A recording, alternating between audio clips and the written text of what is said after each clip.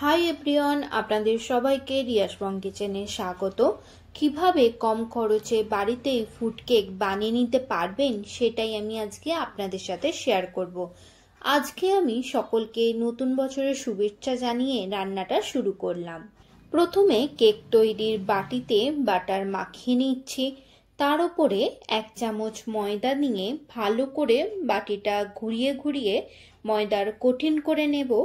যাদের কাছে butter paper নেই তারা এরকম ভাবে ইউজ করবেন, দেখবেন বাটার পেপারের মতোই কাজ করে। যেই এক্সট্রা ময়দাটা আছে সেটা আমি ঝেড়ে নিয়ে ডিপ ফ্রিজে রেখে দিচ্ছি। এবার 3টে স্টেপে আমি কেকটা তৈরি করব। প্রথমে একটা বলে 1 কাপ ময়দা, 1 চামচ বেকিং পাউডার, 1/2 চামচ বেকিং সোডা, 1/2 চামচ নুন নিয়ে ভালো করে চেলে নেব। এর ফলে কেকের ব্যাটারে কোনো লাম্পস থাকবে না। এবার আমি সব ড্রাই ফ্রুটসগুলো নিয়ে নেব।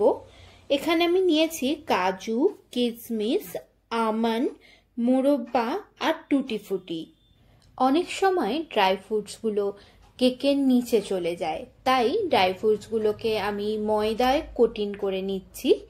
এর জন্য আমার ড্রাই ফ্রুটগুলো উপরেই থাকবে। ভালো করে মিক্স করে নিয়ে আমি এক সাইডে রেখে দিলাম।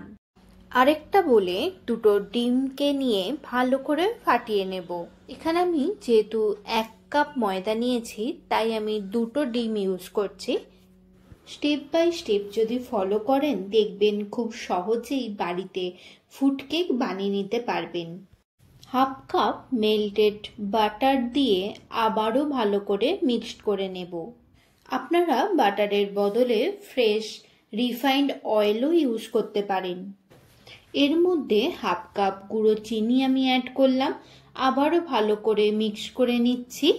যত ভালো করে মিক্স করবেন ততই কেকটা নরম হবে।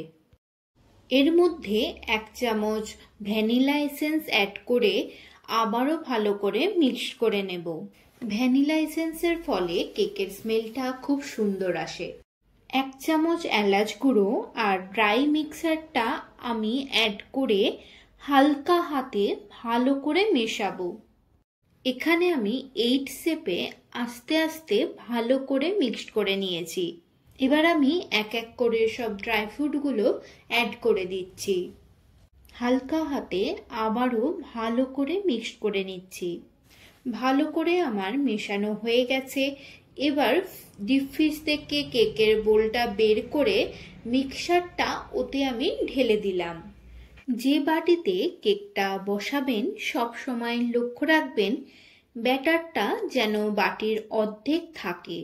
ব্যাটারটা যতটা থাকবে কেকটা তার ডবল হবে। দুবার আমি ড্যাব করে নেব যাতে লাম্পসগুলো বেরিয়ে যায়। কড়াইয়ে নুন দিয়ে তার উপরে বোলটা আমি বসিয়ে দেব। বাড়িতে একবার আমার মতো ভাবে কেকটা বানিয়ে দেখুন, বাড়ির সবারই খুব ভালো লাগবে। লো আছে 30 মিনিট চাপা দিয়ে আমি রান্না করব। 30 মিনিট পর যখন দেখবেন এইরকম কালার এসেছে তখন গ্যাসটা বন্ধ করে আরও 10 মিনিট কড়া ঢাকা দিয়ে রেখে দেবেন। 10 মিনিট পর ফুড কেক রেডি। ভিডিওটা ভালো লাগলে লাইক অ্যান্ড শেয়ার করবেন, সাবস্ক্রাইব করতে ভুলবেন না। ধন্যবাদ।